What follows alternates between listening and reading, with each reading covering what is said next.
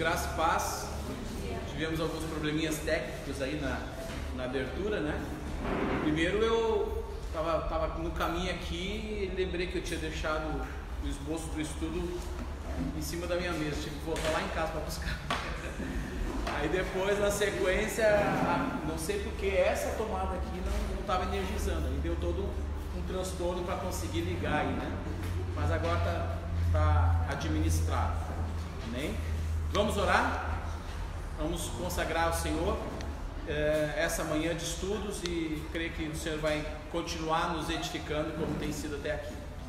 Pai, nós queremos agradecer, Senhor, por essa manhã, esse dia lindo, maravilhoso que o Senhor está nos proporcionando, e queremos pedir, Santo Espírito, que o Senhor venha nos ampliar, que haja revelação, que haja entendimento, que nada seja, Senhor, complicado para compreender a Tua Palavra, que para aqueles que se perdem é mistério, mas para aqueles que têm o Teu Espírito é revelação. Nós te louvamos nessa manhã e nos consagramos a Ti, Deus vivo, em nome de Cristo Jesus. Amém. Eu vou pedir, se puderem conseguir os 2 copos d'água, por gentileza. Obrigado. Bom, nós vamos dar sequência então ao nosso estudo. Nós estamos em Apocalipse capítulo 4.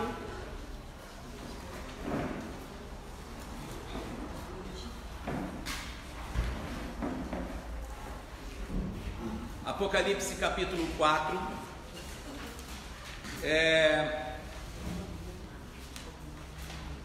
O texto nós vamos fazer a leitura do texto e depois vamos fazer as observações. O texto diz assim: depois dessas coisas, de que coisas ele está se referindo? Sempre quando a gente for fazer uma leitura, a gente tem que fazer essas observações. Quando ele diz, depois dessas coisas, ou seja, ele está se referindo a um conjunto de informações ou situações, né? Então, depois do momento em que ele recebe as cartas às igrejas, que era exatamente o assunto que vinha antes, né? O assunto que vinha antes era as cartas às igrejas.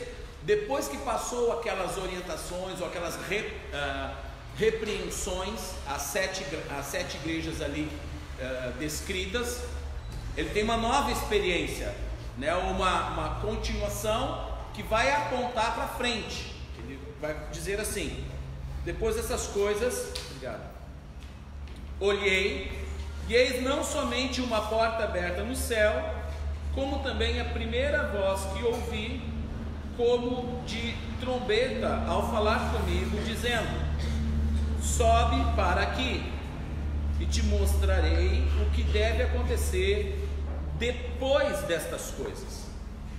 Então agora ele vai começar a falar sobre uma visão de futuro. Até aqui a fala estava para um tempo presente, a escrita, as cartas eram realidades daquele instante. Agora ele tem uma chamada, ele tem uma visão de uma porta aberta, né, nos céus, uma chamada para ele ir até aquele lugar, e ali seria lhe mostrado coisas que estariam para a frente do seu tempo, certo? Essa é a compreensão desse início de fala no capítulo 4. Imediatamente eu me achei em espírito, e eis armado no céu um trono, e no trono alguém sentado. Então vamos lá, qual era a condição dele? Em espírito. Então ele não subiu em corpo, carne e osso, né? Nós poderíamos traduzir essa interpretação como um arrebatamento em espírito, certo? E aí nessa visão, o que ele vê primeiro? Um trono, né? Armado no céu um trono, e no trono alguém sentado. E esse que se acha sentado é semelhante no aspecto à pedra de jaspe e de sardônico, e ao redor do trono há um arco-íris semelhante no aspecto à esmeralda. Ele começa a descrever o detalhe do que ele está vendo. Percebam o seguinte, gente, quando a gente vai analisar a descrição de João,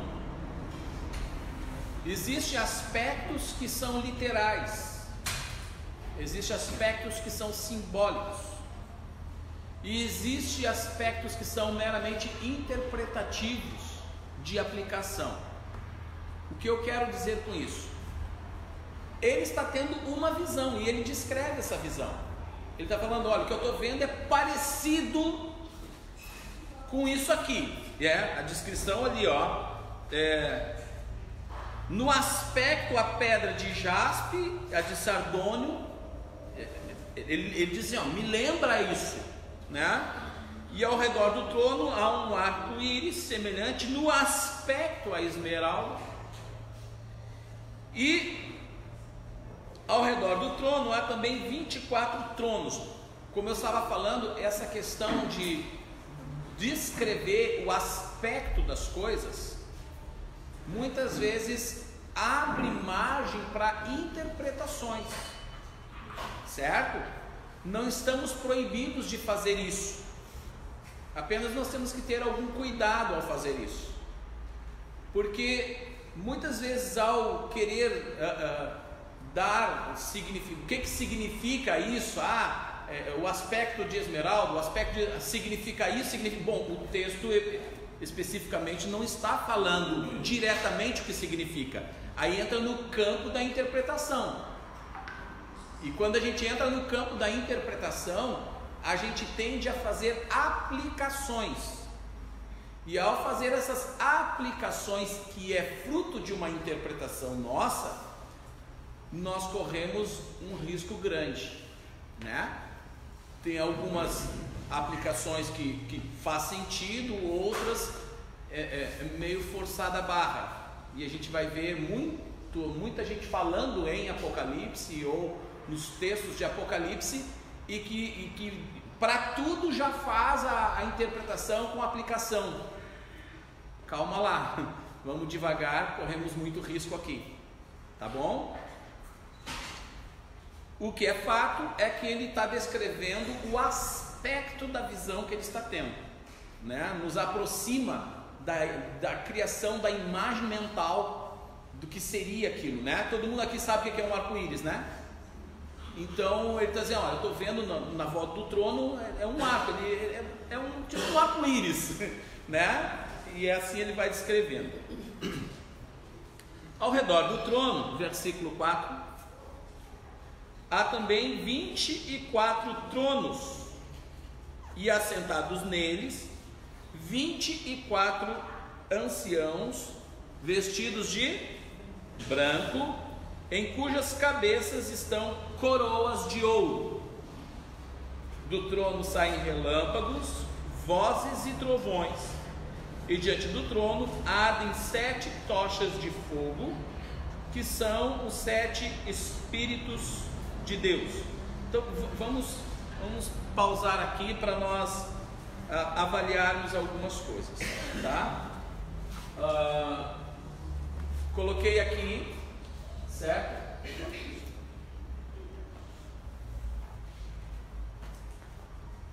Então, no capítulo 4, a visão do trono de Deus.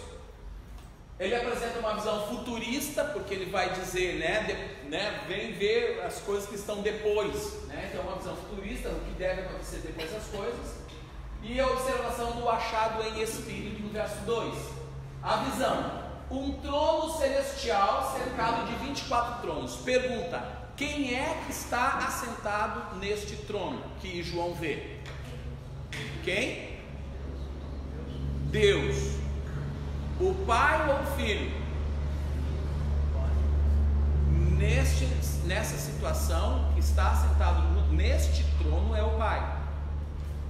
O que leva a entender é isso, tá? Ele tem a visão do Pai.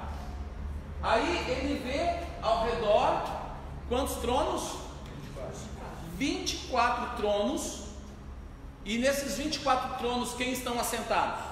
24 anciãos. Quando fala de ancião, o que tu entende?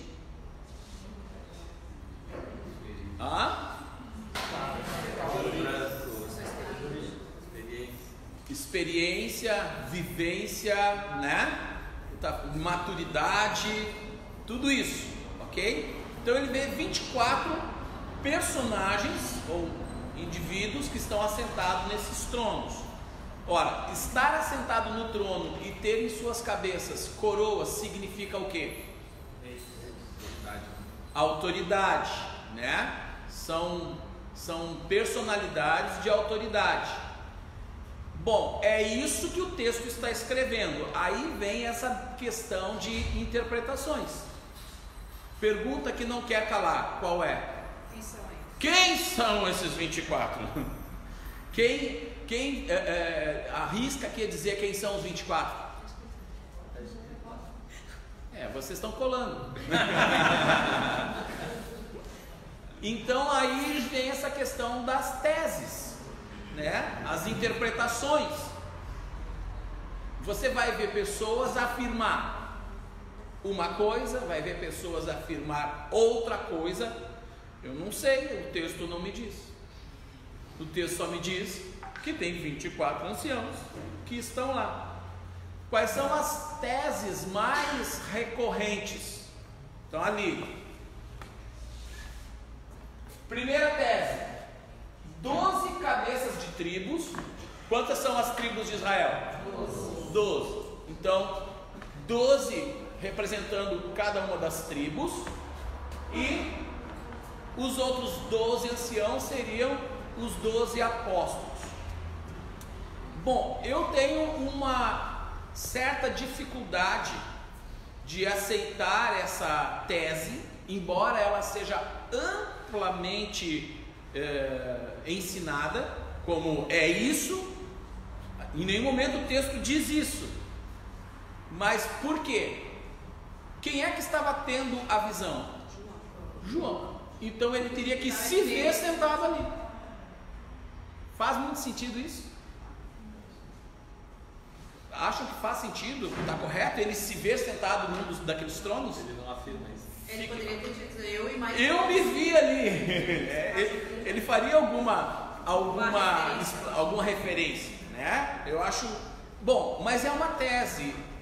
Pode ter coerência?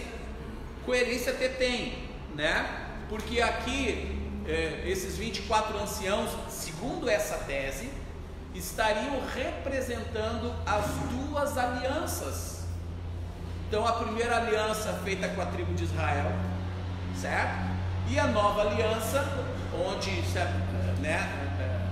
se abre então aos gentios, onde os apóstolos são representantes para essa nova aliança. A tese é ótima, a tese é muito boa. Se ela confere ou não, eu não sei. Eu tenho as minhas reservas com essa tese, ok? Qual é a segunda tese de quem são esses 24 anciãos? Tá? Fala de 24 seres, ministros de Deus, que acompanharam toda a criação de Deus, são testemunhas do Eterno, por isso a expressão anciãos, né? Então seriam, assim como Deus criou homens, assim como Deus criou anjos, assim como o Senhor criou animais, assim como o Senhor criou os 4 seres viventes, esses 24 anciãos estariam numa categoria de seres que também foram criados por Deus, porque tudo foi criado por Deus, né? Somente o Senhor é efetivamente eterno, ok?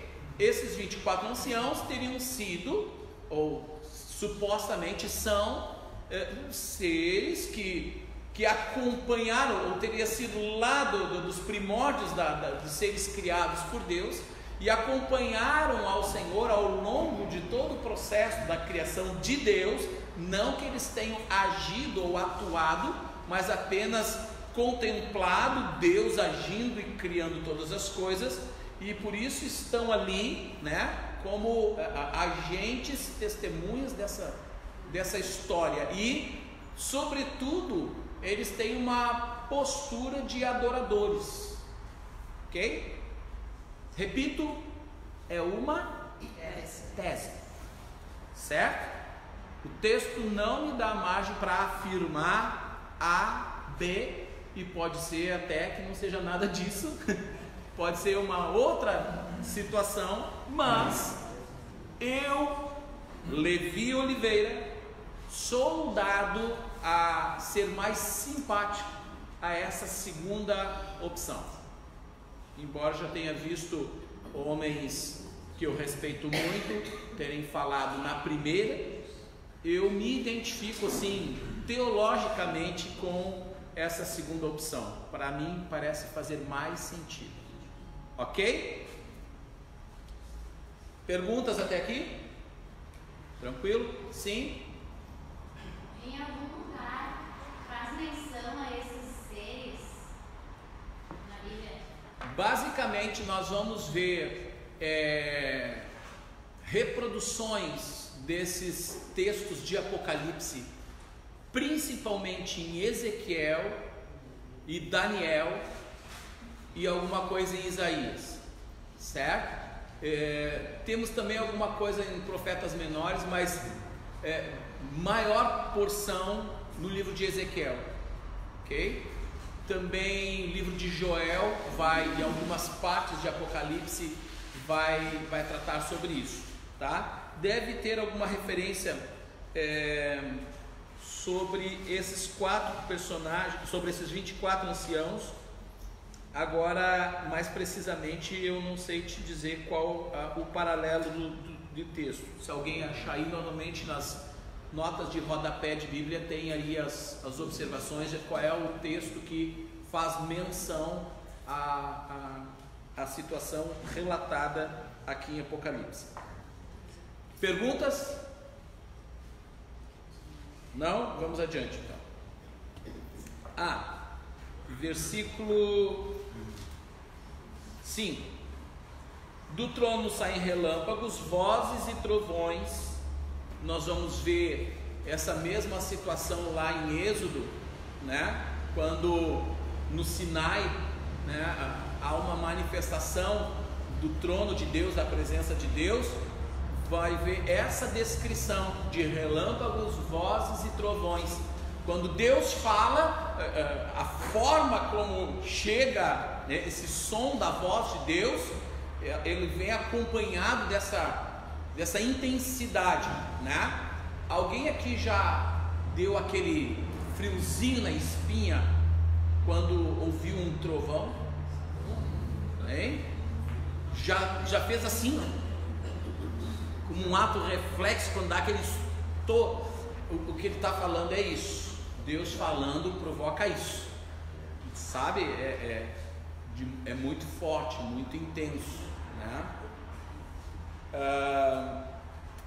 E aí tem uma coisa intrigante, né? Diante do trono ardem 7 tochas de fogo, que são o quê? Os 7 Espíritos de Deus. Isso nós vamos ver lá em Ezequiel capítulo 1, no versículo 13, vai ter uma descrição sobre isso, tá? Aí as pessoas ficam assim, como assim? Deus tem 7 Espíritos? Como é que se compreende isso? Nós temos que entender essa expressão Espírito, né? Poderia ser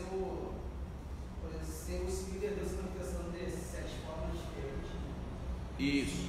Quando ele está falando aqui 7 Espíritos de Deus, ele está falando das expressões autênticas de Deus, né? E lá em Ezequiel vai ter algumas descrições sobre isso. Por exemplo, o espírito de sabedoria, o espírito de entendimento, o espírito, entenderam? De poder, enfim, você vai vendo aqui, quando fala 7, está falando de, quando fala 7, representa o quê? Plenitude, ok? O número 7 vai representar plenitude, ou alguém aqui disse totalidade, plenitude. Então o que ele está dizendo é o seguinte: olha, eu me deparei com a plenitude da manifestação do Espírito de Deus. representada por 7 tochas, por 7 chamas, ok? Então, basicamente essa a compreensão que se tem desse texto. Aí tem muita gente que viaja na maionese querendo dizer, né, não, Deus tem 7 espíritos, uma hora vem um espírito e atua, outra hora vem outro espírito. Os caras dificultam o que o texto mostra uma certa simplicidade até, certo? Há diante do trono um como mar de vidro, semelhante ao cristal, e também no meio do trono e à volta do trono 4 seres viventes, cheios de olhos por diante e por detrás. Bom, vamos lá. Primeiro ele fala de mar de vidro. Nós temos que lembrar o seguinte: primeiro nós temos uma visão desse mundo celestial, desse mundo espiritual, ok? E nós vamos compreender por vários textos que existe um paralelo na Terra das coisas que estão neste mundo espiritual. Primeiro compreendendo que primeiro houve esse mundo espiritual, essa construção desse mundo espiritual, para depois haver uma construção desse mundo terreno. Eu quero quebrar aqui com vocês, isso é uma coisa extremamente subjetiva, mas que influenciou na história do cristianismo, um problema que os apóstolos já enfrentavam lá no começo da igreja, que é uma influência filosófica, onde trazia a ideia de que esse mundo espiritual, ele era bom, ele era positivo, que era, digamos, o mundo de Deus, tá? E que o mundo terreno era uma coisa ruim, que a matéria era uma coisa ruim, atrelada à maldade, atrelada a coisa caída, certo? Então, portanto, tudo que é terreno é de categoria inferior e tudo que é espiritual é de categoria superior. Que filosofia era essa? Grega, mas tem um nome: gnosticismo, ok? Gnosticismo ensinava isso. Filósofos gregos eram adeptos desse conceito, e isso influenciou muito. Nós vamos ver defesas de João. João foi alguém que bateu forte contra as filosofias gnósticas, né? Porque quando ele coloca, por exemplo, né, o Paulo também faz muita defesa contra essa ideia, né, filosófica. Quando ele diz lá, provai os espíritos, aquele que afirma, né, que Jesus não veio em carne, seja anátema. Aí eu já vi algumas coisas assim, alguns absurdos, tá? Por exemplo, a pessoa na hora da libertação se depara com alguém endemoniado, aí vai e pergunta para a pessoa: agora diz aí, Jesus veio em carne ou em espírito? Para fazer um teste, para saber se a pessoa está endemoniada ou não. Gente, isso é doideira, entendeu? Isso é falta de conhecimento básico. O que na verdade ele está dizendo assim, ó? Aqueles que dizem que Jesus não veio em carne, ou seja, ele não está negando que Jesus veio, mas ele está dizendo que Jesus não veio em carne. Por quê? Se ele é filho de Deus, ele não pode ser carne, porque carne é uma coisa menor, é uma coisa do mundo caído. Então Jesus teria sido em espírito. Olha o texto: aquele que foi manifestado na carne. foi justificado em espírito. Aí ele vai, né, descrever, mas há uma necessidade de falar assertivamente que Jesus veio em carne para desfazer essa ideia de que as coisas deste mundo terreno são menos importantes ou valiosas do que as coisas do mundo espiritual. Não, há um paralelo na construção deste mundo físico, há um paralelo em relação às coisas do mundo espiritual. E o ápice desse paralelismo está sobre Jerusalém. Nós vamos ver descrições das coisas desse mundo espiritual, ou desse local, né, de Deus, e nós vamos ver paralelos físicos com a cidade de Jerusalém. E um destes paralelos é esse rio, né, esse mar de cristal, esse rio. O que nós vamos ter como descrito no livro de Ezequiel? Por exemplo, vocês até vão cantar: existem águas que dão nos joelhos, existem águas que dão, e existem águas que dão.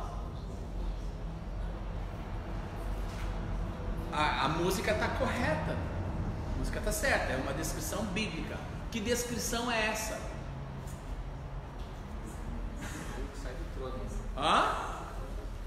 É a descrição do trono das águas que saem do rio do trono de Deus. Confere isso. Aonde está isso?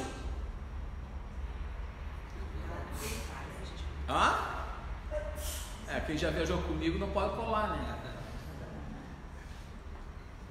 Percebam o seguinte, gente: a tendência que se dá a uma interpretação espiritualizada desses textos é gigante, porque falta conhecimento de algumas coisas, né?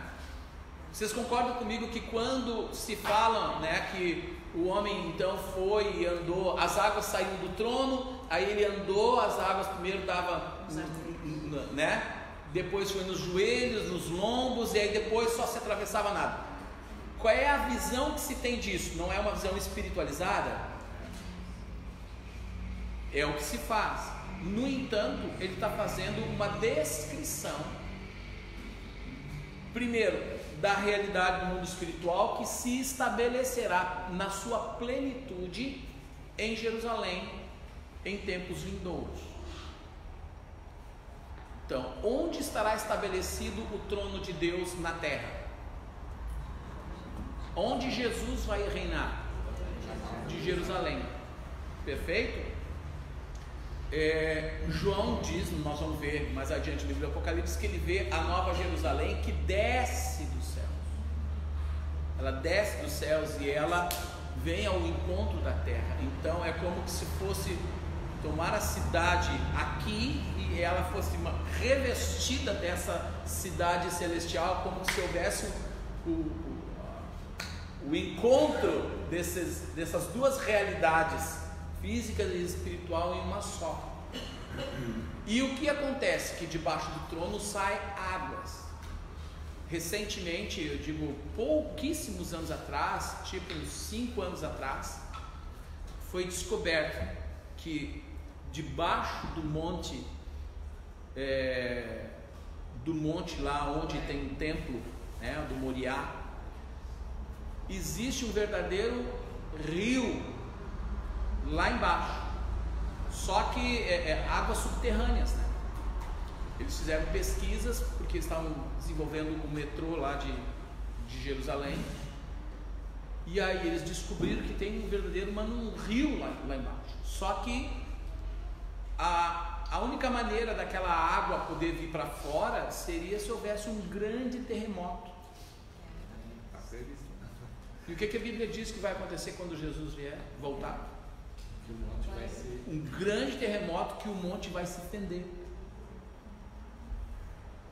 E aí, as águas, eu estou antecipando um pouco alguns capítulos já aqui de Apocalipse, mas é que a gente vai entrando, né, no cenário, né?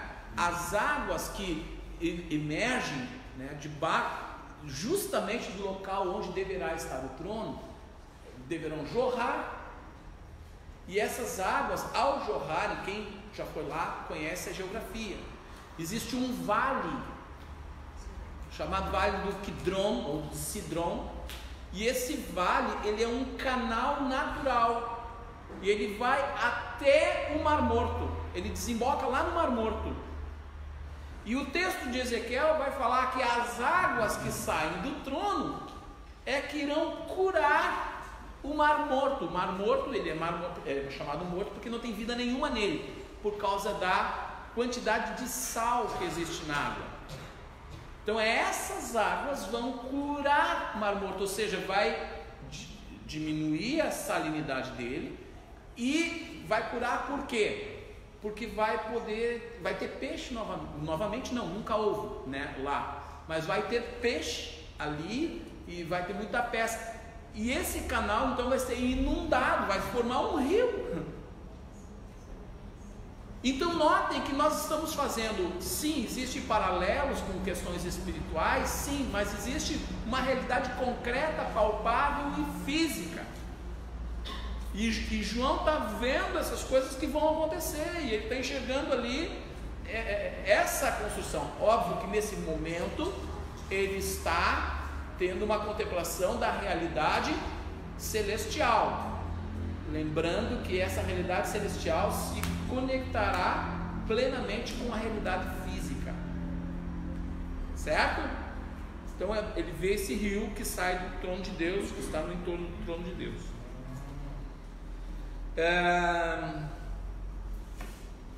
No meio do trono e à volta do trono há seres viventes cheios de olhos por diante e por detrás. Mais uma vez nós vamos nos deparar com aí interpretações. O que são esses olhos? Primeiro ele fala que vê 4 seres viventes. Ele não se atreve a descrever o que são. Ele diz, é parecido com. E aí ele diz, eu vejo olhos nestes seres. Bom, até onde eu sei, o olho serve para uma coisa, né? Para ver. E aí ele fala que são cheios de olhos, ok? Aí vem as partes interpretativas, olhos para frente, olhos para o lado, olho para trás e olhos por dentro. O texto também vai dizer que ele tem olhos por dentro, né? Aí vem essas interpretações aplicativas, né? Por exemplo, algo que me faz pensar, né? Olha, se eu tenho um olhar para frente, se eu olho para frente, né? Ou seja, eu tenho um olhar para aquilo que está diante de mim, mas eu tenho olhos atrás, ou seja, eu tenho um olhar para não esquecer o que veio atrás de mim ou da onde eu vim. Olhos para os lados, né? Olhar para o lado me faz lembrar do quê? Do meu semelhante, do meu próximo, né? Daquele que está na caminhada comigo, né? E olhos por dentro me faz pensar o quê? Né? Ter essa sensibilidade, o que está dentro de mim, no meu interior. Notem, o texto não diz isso. É uma aplicação do texto. Que faz sentido? Faz. É profundo? É. Dá uma boa pregação? Eu já preguei sobre isso há uns 200 anos atrás. Mas o texto efetivamente não está dizendo isso, apenas nos leva a pensar isso. Ok? E aí diz, o primeiro ser vivente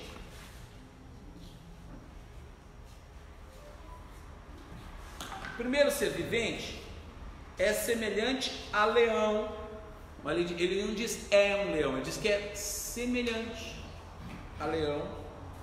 O segundo, semelhante a novilho. O terceiro tem o rosto como de homem. E o quarto ser vivente é semelhante à águia quando está voando. Novamente nós vamos encontrar esse relato lá no livro de Ezequiel, no capítulo 1, dos 5 ao 10, e também do 10, 14, tá?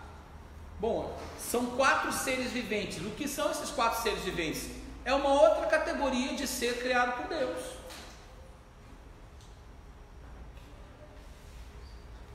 Ele não diz que são anjos, ele não diz que são homens, ele não diz que são igual aos 24 anciãos. É uma outra categoria. O fato é que eles estão diante do trono de Deus e tem essas expressões. Mais uma vez, ele descreve a imagem. A interpretação fica por nossa conta, ou a aplicação, né? Quando ele vê o rosto, né, como de leão, o que isso te diz? Cara de leão. Força, né? Domínio, imponência, toda essa imagem que o leão ele representa, ok? Interessante que essa figura do leão, ela não é uma coisa apenas de agora. O leão sempre carregou com ele essa imagem, né? O próprio Senhor Jesus, né? Ele é o leão da tribo de Judá. A figura do estandarte da tribo de Judá era a figura de um leão, né? No estandarte da tribo era um leão. Então, ok. Qual é a outra face? O cordeiro, né? O cordeiro não, o novilho, né? O boi. Bezerro, novilho, né? Boi, enfim. A imagem, a figura do touro, né? Do boi, ela estava atrelada à força. A força e sacrifício. E trabalho também. E trabalho. Força e sacrifício, né? A própria cabeça, a figura da cabeça do boi, ela vai ser achada na própria construção do alfabeto lá do hebraico, né? A gente vai abrindo janelinhas assim no estudo e vai entrando em outras áreas que às vezes sai do próprio estudo. Eu não vou entrar aqui, né, sobre a construção do alfabeto. A letra Aleph, que é a primeira letra do alfabeto, né? Ela era simbolizada, antes de ganhar a grafia como ela é a letra hoje, ela era simbolizada pela cabeça de um touro, né? De um boi, de um touro. Enfim, assim começa, né? E fala sobre essa força, certo? Terceira cabeça de um homem. Quando fala em cabeça de homem, o que te vem ao entendimento? Inteligência, né? Entre os animais, né, criados, ou seres criados, qual é o dotado de maior inteligência, capacidade? O homem, né? Inclusive essa questão de ser imagem e semelhança de Deus, né? Então tem essa expressão de inteligência. Qual é a quarta? Interessante que ele fala uma águia quando está em voo. Não é só a cabeça de águia, mas é uma águia voando. E aí a gente, né, faz aplicações interpretativas desse texto, né, da águia. Quer dizer, como é que é a expressão, o que diz uma águia quando está voando? Ela está com um olhar determinado, ela está com uma visão focada, ela está preparada para a caça, né? Ela está naquela determinação, né? Então, tudo isso são interpretações que fazem sentido, né? Que é ok. Existem outras teses. Uma tese que é corrente, né? É que cada um desses 4 seres viventes representam cada um dos evangelhos, certo? Eu até descrevi. Ó, aqui essa figura representa o trono de Deus, né? Na aplicação da imagem ela ficou meio ruim, mas se você buscar essa imagem na internet ela tem uma definição melhor, é bem interessante, né? Parece aqui ó, os 24 anciãos, né?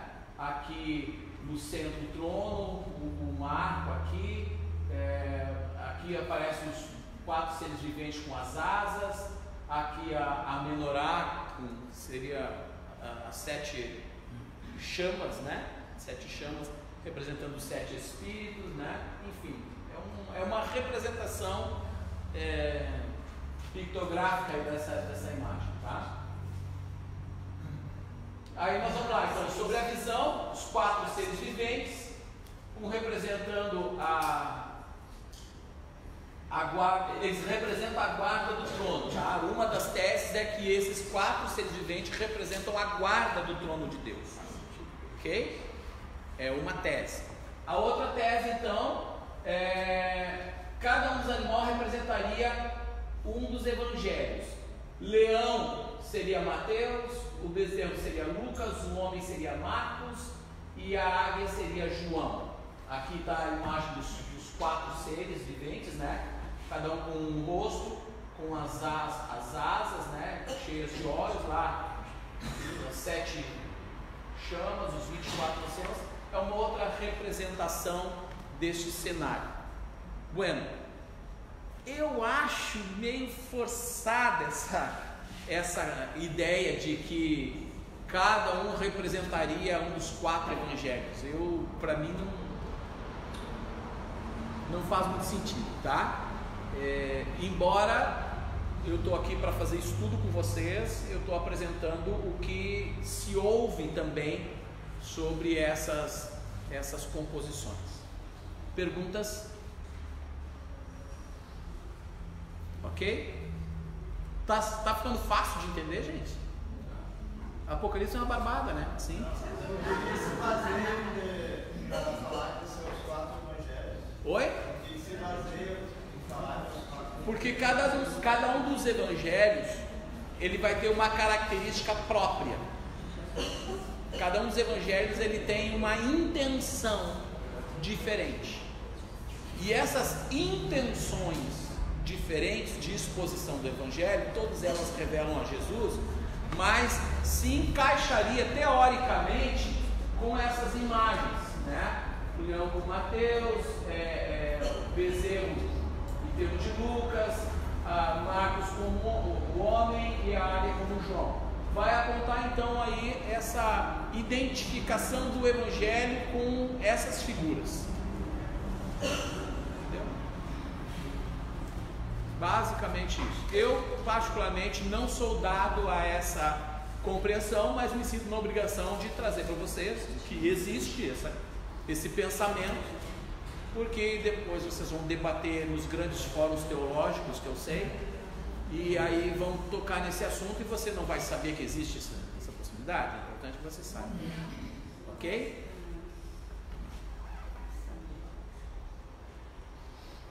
Opa. Ok. Bueno, finalizando o capítulo 4, né? Ele diz lá: e os 4 seres viventes, tendo cada um deles respectivamente 6 asas, estão cheios de olhos ao redor e por dentro. Não tem descanso nem de dia nem de noite, proclamando santo, santo, santo. Lembram da visão de Isaías, né? É o Senhor Deus, o Todo-Poderoso, aquele que era, que é e que há de vir. Quando estes seres viventes deram glória, nota que ele está vendo coisas que iriam acontecer. Aí quando ele vê esses 4 seres viventes deram glória, honra e ações de graças ao que se encontra sentado no trono, ou seja, ao Pai, e ao que vive pelos séculos dos séculos, os 24 anciãos prostraram-se diante daquele que se encontra sentado no trono, adorarão, está falando de futuro, adorarão o que vive pelos séculos dos séculos e depositarão as suas coroas diante do trono, proclamando. O que significa?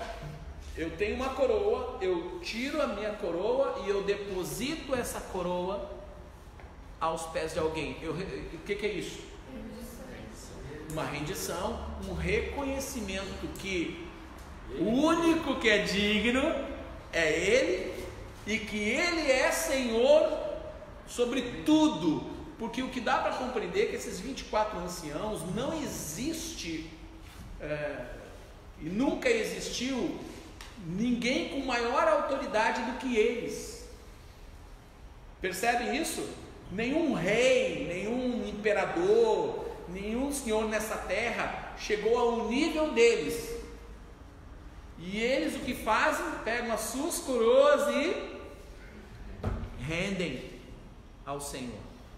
Ok? E qual é a declaração desses 24 anciãos? Tu és digno, Senhor Deus, Senhor e Deus nosso, de receber a glória, a honra e o poder. O que os reis recebem? Glória, honra e poder. Isso que os soberanos recebem. E eles estão reconhecendo que quem é digno de receber é o Senhor. Porque todas as coisas tu criaste. Sim, por causa da tua vontade vieram a existir e foram criadas. E por esse simples fato de Ele ter feito todas as coisas, Ele é merecedor de receber toda a honra, a glória e o poder. Qual é o grande conflito da humanidade? É não reconhecer quem Ele é não glorificar ao Senhor como Ele é digno de ser glorificado. O grande mal, o pecado do homem é o querer ser igual a Deus. Ser, né? Como é que Eva foi tentada? Porque a serpente disse: olha, quando tu comer desse fruto, tu vai ser igual a ele. Tu vai estar na mesma posição que ele. Esse é o raiz. Foi esse o problema de Lúcifer, o não ter se contentado em ser aquilo que Deus fez ele ser, e que era muito, mas ele não se contentou em ser aquilo que Deus o fez para ser. Ele quis ser semelhante ao Altíssimo, por isso caiu. Porque os homens caem porque querem ocupar o lugar de Deus. São Deus na sua própria vida. Exatamente, não reconhecem a autoridade, e é por isso que são dignos de serem exterminados. Você cria uma obra,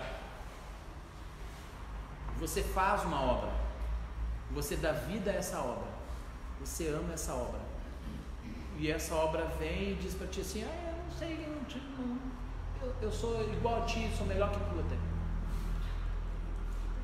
O que tu faz com essa obra? Aí deixa no inconsciente de cada um aqui, ok? Graças a Deus nós não somos Deus. Graças a Deus não somos Deus, né? Graças a Deus pela revelação. Amém? Eu vou trocar a bateria de slide para nós podermos entrar no capítulo 5, ok? Você que está me assistindo aí, 30 segundinhos para fazer uma substituição de imagens.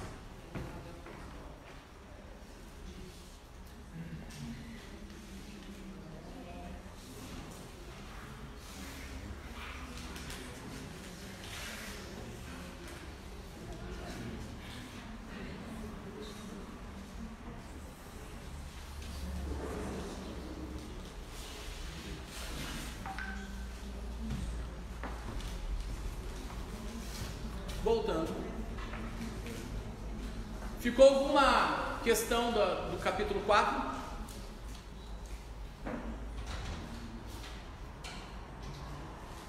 Pessoal, há um tempinho atrás, até pouco tempo atrás, eu trouxe um estudo num culto de domingo à noite envolvendo o capítulo 5 em diante, né? Quando nós estávamos falando sobre Páscoa, que foi sobre Páscoa, né? No culto de Páscoa. Quem estava? Então nós vamos retomar, né? Não sei, para quem estava vai ser apenas um relembrar. Mas não tem como nós estudar Apocalipse e não relembrar esse mesmo texto. Certo? Quem não estava, só para eu ter uma ideia. Bom, capítulo 5, ele começa, digamos assim, já no capítulo 4, ele para quem não está familiarizado com as terminologias, ele complica, né? Quem é que achava difícil de entender essa linguagem do capítulo 4 aí de Apocalipse? Ficou tranquilo de entender agora? O capítulo 5 é a mesma coisa, ele vai usar muitas linguagens aqui com elementos culturais, tem elementos da cultura da época. Então, quando ele descreveu isso aqui há 2000 anos atrás, ele descreveu para quem leu e ouviu naquela época algo muito óbvio, muito claro. Para nós hoje fica um pouco difícil a compreensão, porque nós estamos distanciados culturalmente. Então, aquilo que tinha figura e representação para aquela época, para nós hoje não tem o mesmo significado, a questão simbólica, né? Poder simbólico. Então nós temos que fazer sim um exercício, muitas vezes, de voltar no tempo, estudar o que isso aqui simbolizava naquele período, para aqueles ouvintes, para nós podermos fazer a interpretação para os nossos dias. Basicamente a dificuldade está aqui, ok? Mas creio que nós vamos conseguir fazer isso aí. Vamos lá, capítulo 5, diz assim: vi na mão direita daquele que estava sentado no trono. Quem era? Então imagina, Deus sentado no trono, na mão dele, o que? Um livro escrito por dentro e por fora, e de todo selado com 7 selos. Como é que você imagina um livro? Como é que me descreva o formato de um livro? Aí vocês pegam a Bíblia e mostram a Bíblia, né? Esse é um livro. Na época não era assim um livro. O livro era um rolo, ok? Um rolo. Ok, tu escreve aqui e aqui, certo? Aí tu enrola, ele está escrito por dentro e por fora. E aí, como é que tu fecha um livro? Fecha o livro aí. Aí tu fechou o livro, né? Como é que fechava os livros? Com amarra ou selos. A amarra, se tu, digamos assim, pode manusear esse livro a hora que quer. Mas se tu sela um livro, bota selo, né? Havia lá todo um, né? Por que tu selava um livro? Por que se sela um livro? É um lacre. É um lacre.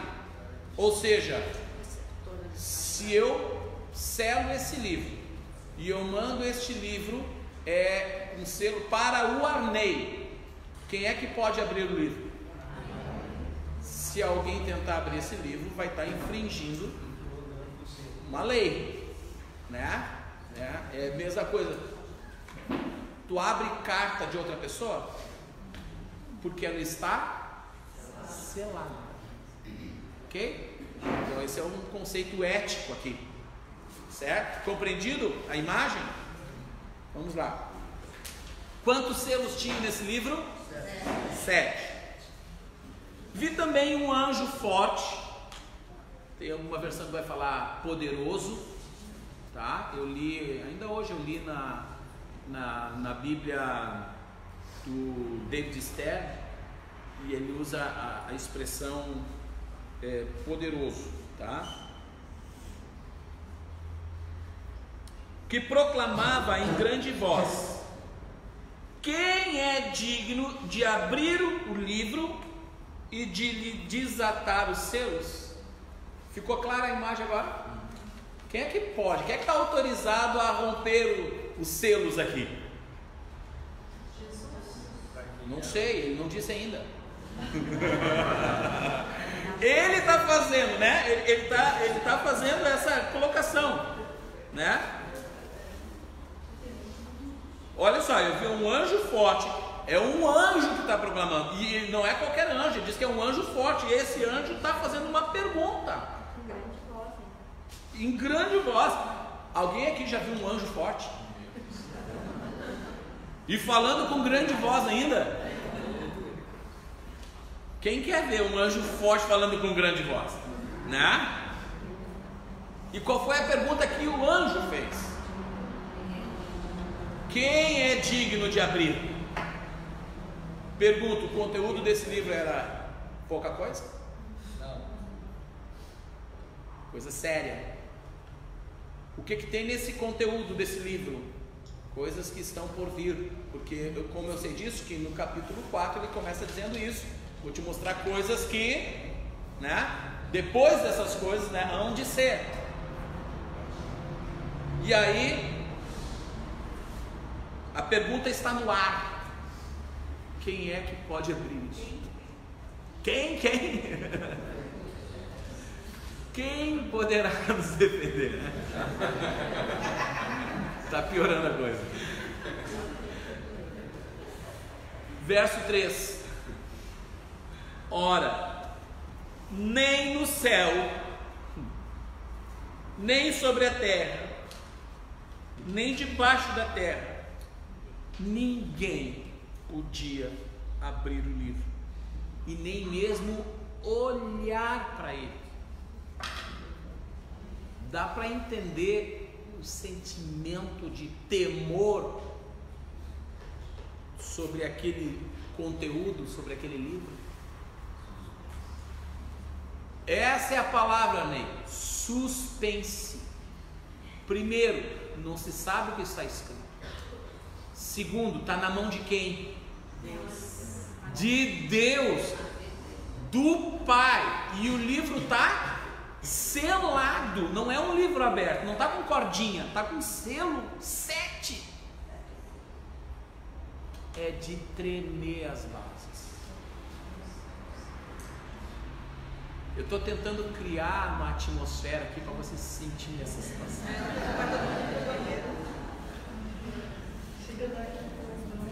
Tem gente que já está com, né, com coisa aqui, né? É uma narrativa apocalíptica. É uma narrativa apocalíptica. Conseguiu, eu Consegui, né? Qual era a reação de João? E eu chorava muito,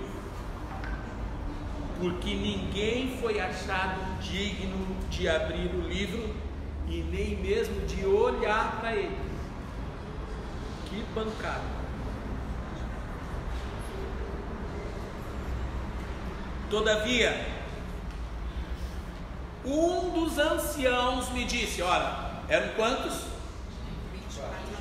Teve um deles que teve misericórdia de João, que estava contemplando aquela cena, e falou com ele: não chores. Nota que interessante que no céu inteiro está em estado de... Os anjos estão atônitos, nem os anjos conseguiam olhar, ninguém... É um dos 24 anciãos que veio como que consolar João. E isso mostra como esses 24 anciãos são significativos nesse processo. Porque ele tinha resposta. Ele sabia. E por isso ancião, ele tem a experiência, tem o conhecimento, tem a vivência, ele tem a resposta.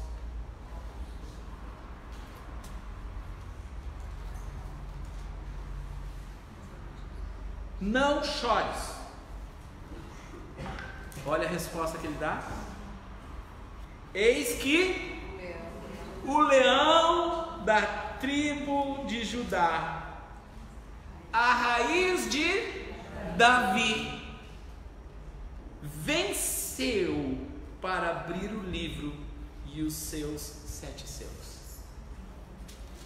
Aí a resposta. Então vi no meio do trono e dos 4 seres viventes e entre os anciãos, ou seja, está totalmente ali, né? A Bíblia diz que Jesus foi assentado aonde? À destra do Pai. Então o que ele está vendo é esse que está à destra do Pai. Agora ele vai mostrar, ó, um cordeiro como tendo sido morto, e ele tinha 7 chifres, bem como 7 olhos, que são os 7 Espíritos de Deus enviados por toda a terra. Quem é o cordeiro que foi morto? Jesus. 7 significa plenitude. Chifre significa o quê? É um poder, mas é um poder específico. Poder de governo, poder de reinado. Se são 7 chifres, significa o quê? Plenitude de autoridade, plenitude de governo. Ele é chamado de Rei dos Reis. Isso tem a ver com 7 chifres. E ele também tem sobre ele, o que ele diz ali? 7 olhos, que são o quê? 7 Espíritos de Deus. Ora, primeiro, os 7 Espíritos estão representados ou manifestos na forma de tochas. E agora estão representados na forma de olhos. E estão em quem? Esses 7 olhos? Sobre esse cordeiro, ou neste cordeiro. Significa que sobre Jesus repousa a plena autoridade, como a plenitude do Espírito de Deus sobre ele. E é por isso que nós vamos ver no Novo Testamento, por vezes, ao invés de dizer o Espírito de Deus, falava o Espírito de Jesus. Já viram isso no livro de Atos? Por vezes fala o Espírito de Jesus, que é essa plenitude do Espírito de Deus, e revela essa unidade entre o Pai e o Filho. E fala do número 7, mais uma vez, está falando de plenitude, ou seja, não falta nada, está completo. Amém? Jesus foi me dar toda a autoridade no céu, na terra. Ele vai falar sobre isso. Exatamente. Sim? Tem alguma coisa a ver quando escreve Jesus enviar fogo em seus olhos? É interessante. Eu nunca tinha linkado essa coisa das 7 chamas com os 7 olhos, mas na visão de Jesus, né, vai aparecer fogo em seus olhos. Bem, eu não tinha atentado para isso, mas pode sim ter uma sobreposição da visão aqui, bem colocado, tá? Onde é que eu parei? Verso 7. Veio, pois, e tomou o livro da mão direita daquele que está sentado no trono. E quando tomou o livro, os 4 seres viventes e os 24 anciãos prostraram-se diante do Cordeiro. Antes era diante do Pai, agora é diante do Cordeiro, reconhecendo o quê? A posição deste Cordeiro.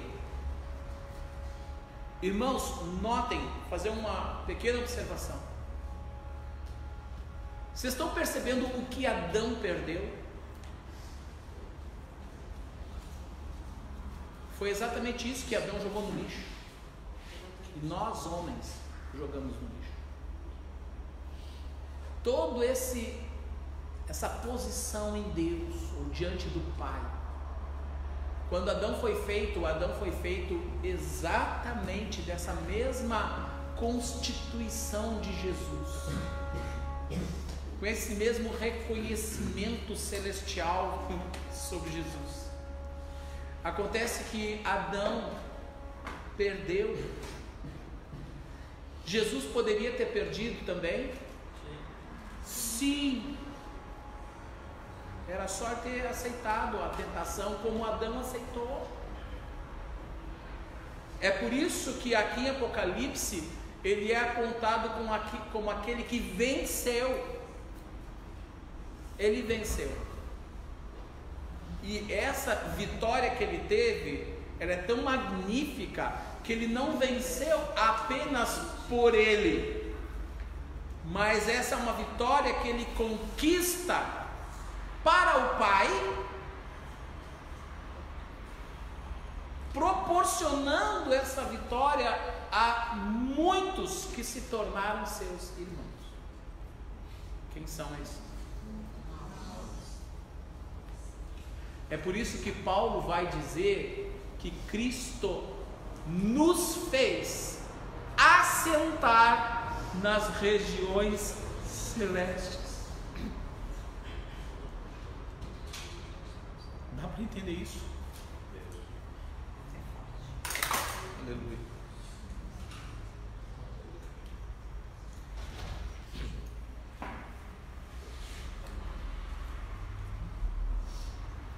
Onde é que eu parei?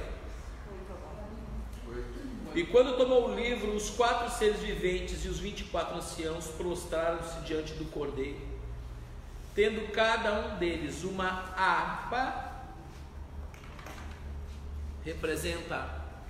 Harpa representa o quê?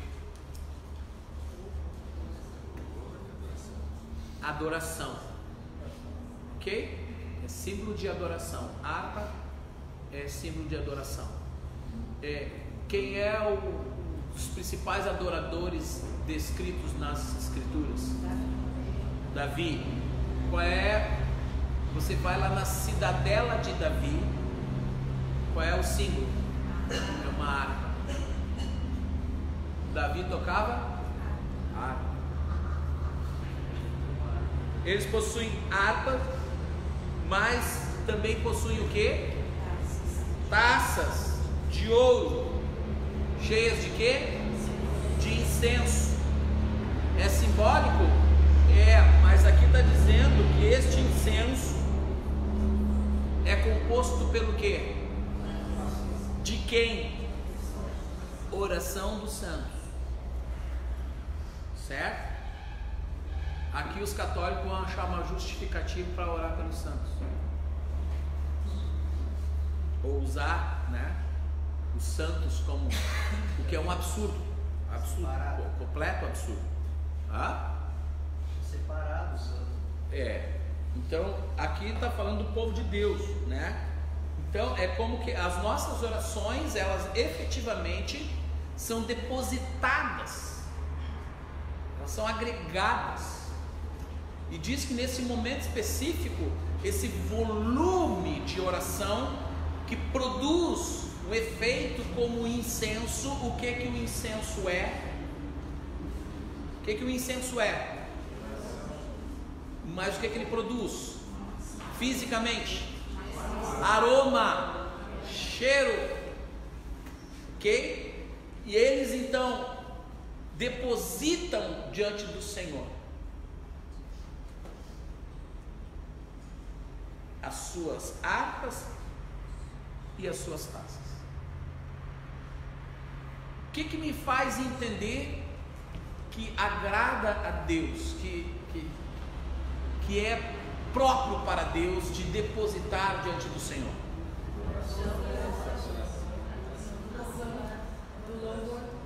Adoração e oração. Tu quer entrar nos céus? Ou na atmosfera dos céus? Eu quero dizer para vocês, os céus não é um lugar físico, os céus é uma atmosfera onde está a presença de Deus. Nós podemos viver essa atmosfera celestial aqui nessa sala. Como que se vive essa atmosfera celestial da presença de Deus? Adoração e oração. Não tem firula, não tem que inventar mais nada, não precisa nada artificial, não precisa. É simples, é adoração e oração. E você vai ter o trono de Deus estabelecido aí, manifesto. Amém?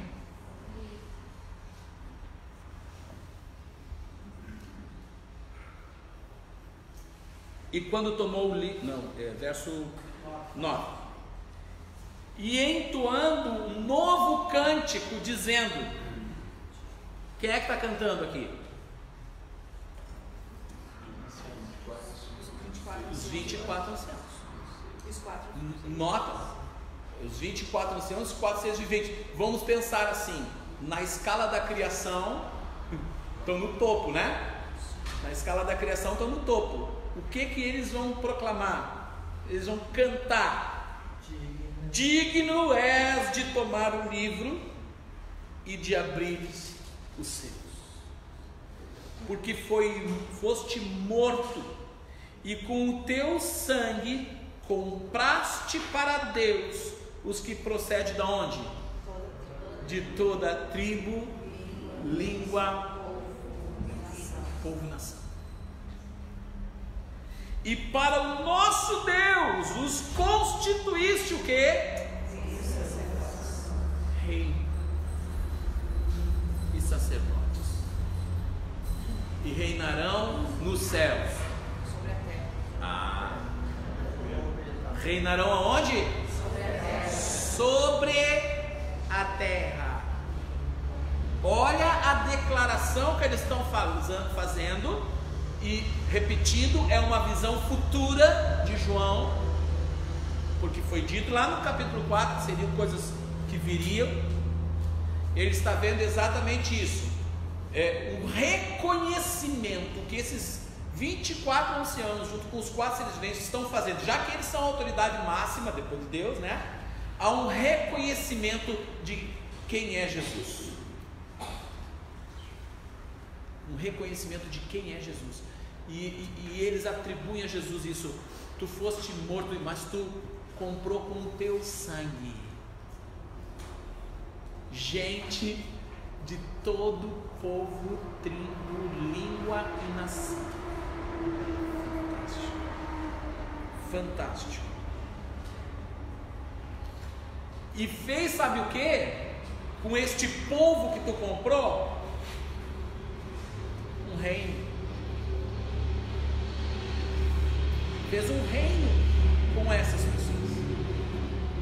E essas pessoas vão atuar aonde? Aonde que essas pessoas que foram compradas pelo sangue vão atuar? Na terra. E vão atuar de que forma? Como sacerdotes.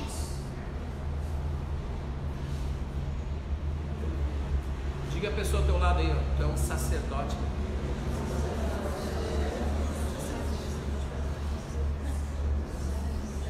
Uma boa tradução para esse texto seria um reino de sacerdotes. Ok? Imagina, os sacerdotes, eles eram um grupo específico dentro de uma família específica, de uma tribo específica. E eles tinham ali então uma significação, uma representação diante do povo, porque esses 24 anciãos, os 4 seres viventes, está dizendo o seguinte: todo aquele que você comprou será como um destes específicos. Por isso que Pedro vai falar sobre sacerdócio real. Vós sois raça eleita, sacerdócio real, nação santa, povo de propriedade exclusiva de Deus. Primeiro, essa fala é direcionada à nação de Israel. Primeira vez que essa fala é trazida, ela é direcionada à nação de Israel. Mas Pedro agora, foi Pedro? Foi Pedro, né? Estende essa fala a todo gentil que se achega a Cristo. A palavra vai dizer: antes vocês não eram povo, agora vocês são povo de Deus. Amém? Glória a Deus. E essa sacerdote aí é porque era o único que podia estar na presença de Deus no lugar santo dos santos. E aí é por isso que nós vamos estar reinando junto com Deus. Na presença de Deus somos comparados a esse sacerdote. Aí tem uma série de aplicações que você pode fazer, porque o exercício do sacerdócio ele é amplo, ok? Então, e cheio de aplicações, de compreensões. No momento que ele nos assemelha à figura de sacerdote, à medida que a gente vai estudando quais as competências do sacerdote e o que ele acessa, eu automaticamente posso interpretar que aquilo tudo se tornou direito meu. Você citou alguns, tem muitos outros, né? É muito amplo. Nós podemos fazer um estudo específico sobre a figura sacerdotal, e aí a gente vai entender a dimensão daquilo que Cristo nos tornou diante de Deus e dos homens. Amém? Em Efésios 1:2, ele explica sobre isso daí. O que diz lá? Do apóstolo Paulo falando sobre essa passagem, que todas as coisas foram sujeitas a ele. Perfeito. No século e no século vindouro. Perfeito. E aí explica o que o senhor falou, né? Que nós fomos encaixados através da graça. Amém. É isso aí.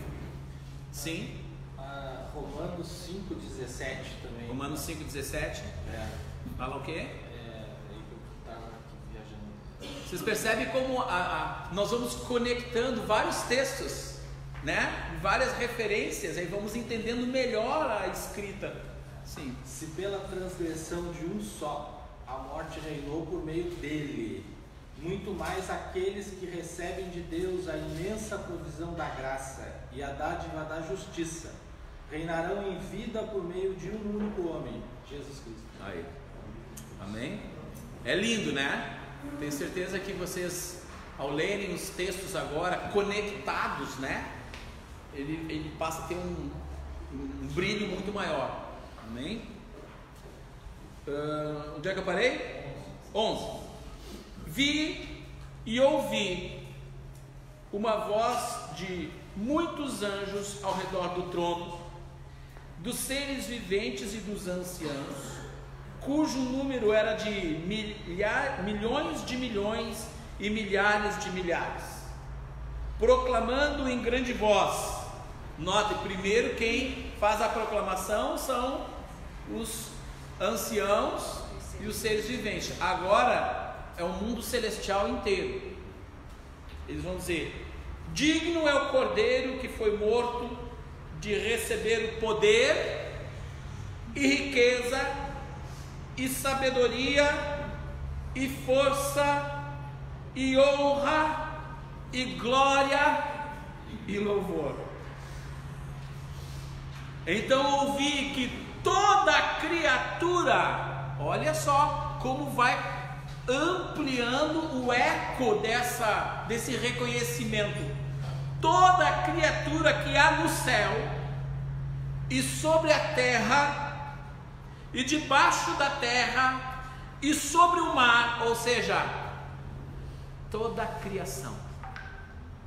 Toda a criação estava dizendo: aquele que está sentado no trono é ao Cordeiro, ou seja, o Pai e o Filho, seja o louvor e a honra e a glória e o domínio pelos séculos dos séculos. Essa expressão séculos dos séculos é um sentido de eternidade. E os 4 seres viventes respondiam amém. Também os anciãos prostraram-se e adoraram. Gente, que fantástico cenário! É o momento onde toda a criação se rende ao seu Criador na plenitude. É isso que está nos esperando, gente. Daqui uns dias nós vamos ver isso aqui.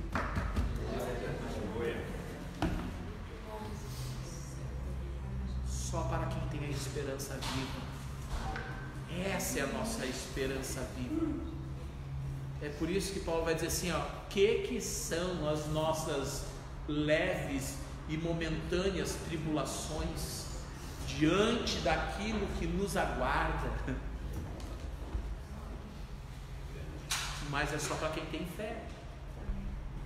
Se você tem fé, você suporta qualquer tribulação, luta e até a morte, até ser sacrificado por causa do Evangelho, porque essa é a esperança viva de que em breve viveremos essa realidade. Mas quem não crê plenamente na palavra,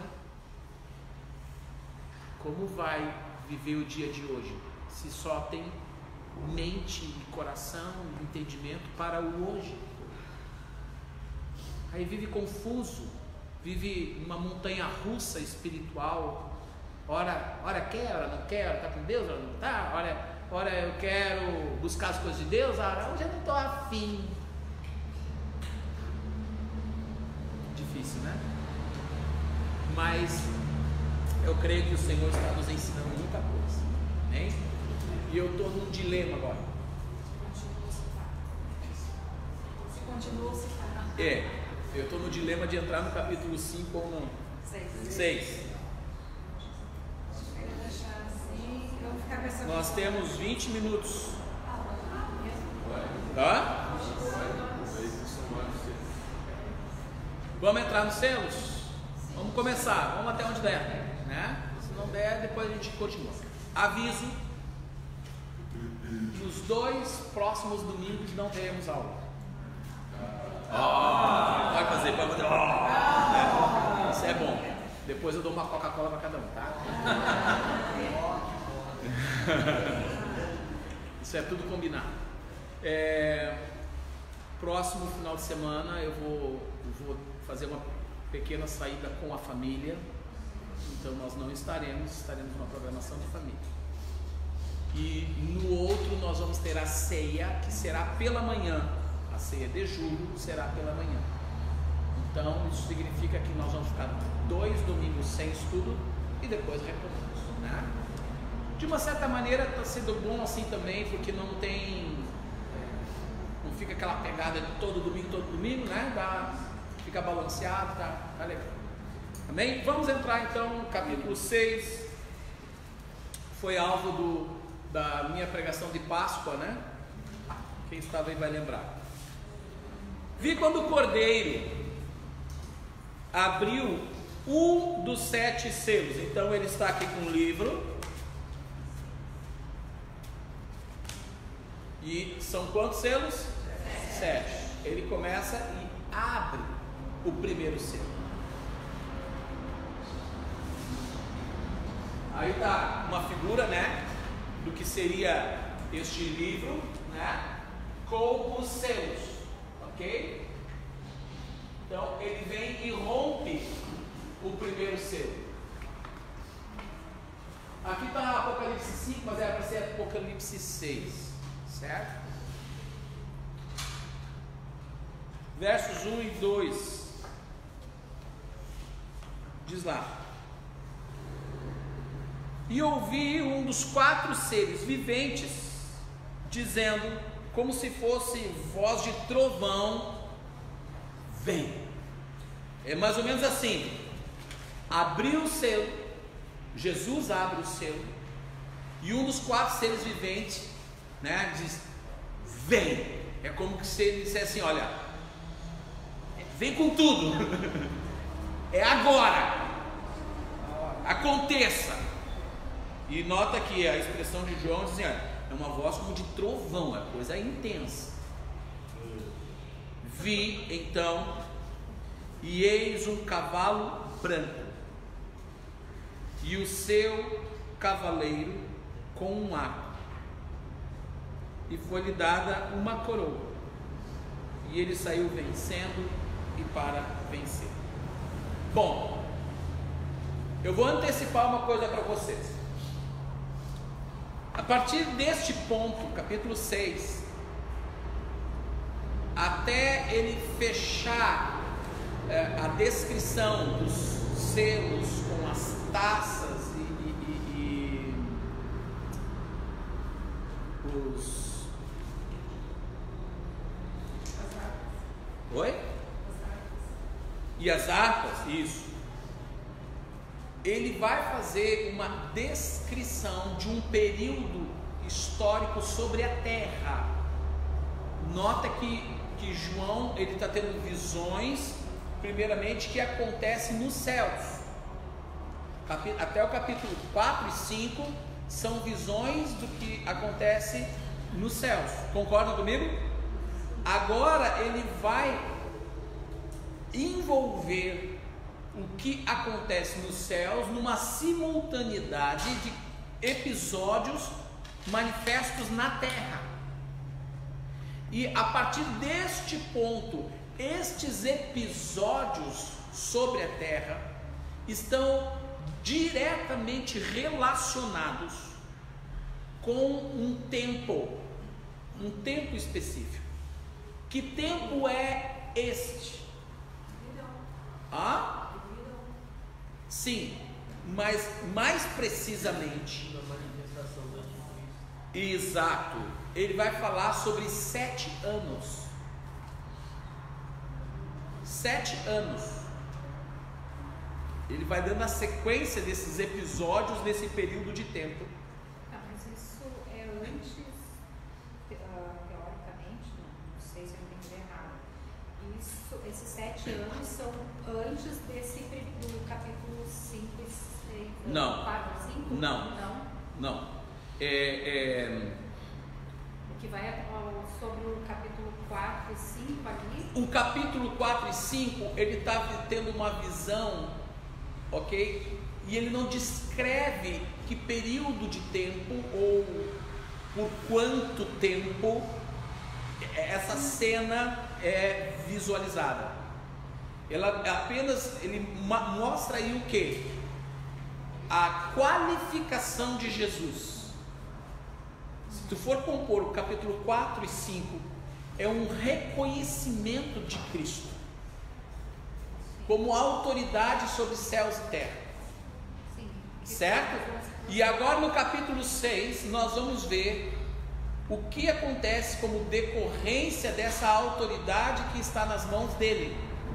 É quando ele dispara novas ações. Lembra que vem uma sequência. O cordeiro vem e toma o livro da mão do que está sentado no trono. E aí agora ele começa a abrir os selos. Percebe? É uma sequência. O quanto tempo historicamente esse episódio se dá, pode ser que esteja acontecendo desde que Jesus venceu a morte e nos céus está vivendo essa realidade do cordeiro glorificado. Ok? Pode estar durando 2000 anos já esse episódio. Agora aqui não. Capítulo 6 ele vai falar de um tempo específico que está à nossa frente. Haverão teólogos de correntes diferentes, já falei para vocês no início do nosso estudo, que quando se trata de questão escatológica existem vertentes, né? E tem gente que diz que isso tudo já aconteceu, eu respeito, todavia não compreendo que já tenha acontecido esses episódios aqui como estão narrados, nenhum deles, porque eles vão iniciar a partir da manifestação do anticristo. Sim. A sequência da abertura dos selos era uma imediatamente após a outra? É uma sequência temporal. É uma sequência temporal. Primeiro acontece isso que leva aquilo, que depois leva aquilo outro. Levou 7 anos, um por ano, por exemplo? Não. São situações. A situação, uma leva a segunda, que leva a terceira, que leva a quarta. O quanto tempo cada uma delas dura, não traz precisão sobre elas, tá? Vamos lá? 12 minutos.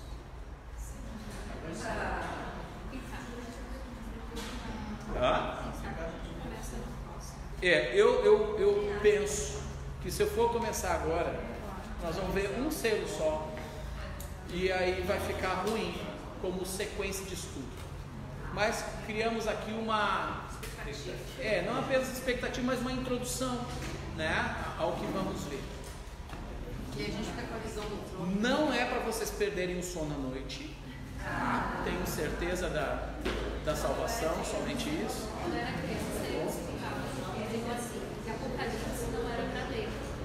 Porque quem lia Apocalipse enlouquecia. Quem lia Apocalipse enlouquecia. Mas é de enlouquecer mesmo, isso aqui é uma loucura. Era só o que dizia. Aí depois enlouquecia. A chamada está com a Fátima. Tá, está aqui.